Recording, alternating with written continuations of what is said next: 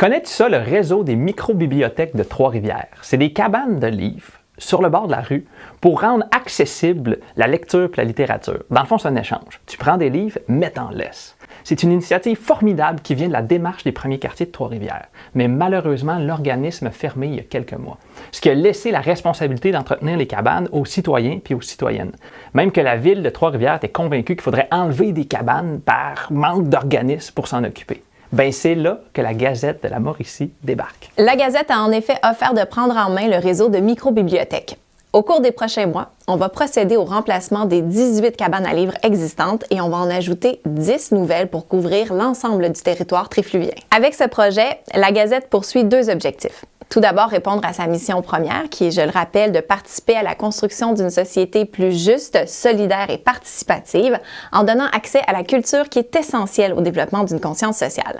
Et l'autre objectif, ce sera de donner accès plus facilement au journal mensuel. C'est pour ça qu'il faut améliorer les cabanes à livres. Depuis l'automne, on teste un nouveau prototype qui a une plus grande section pour les livres, puis une deuxième section pour la distribution des journaux.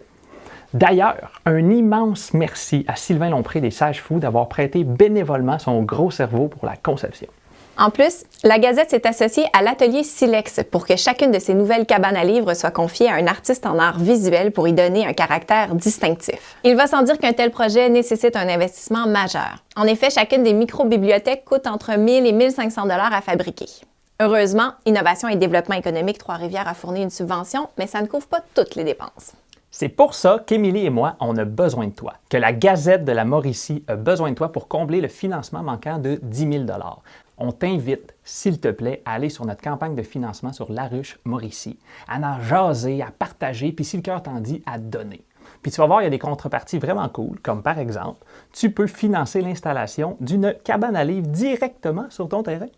Ensemble, soutenons ce projet et par le fait même, le journalisme de qualité dans la région. Puis on te dit un immense merci.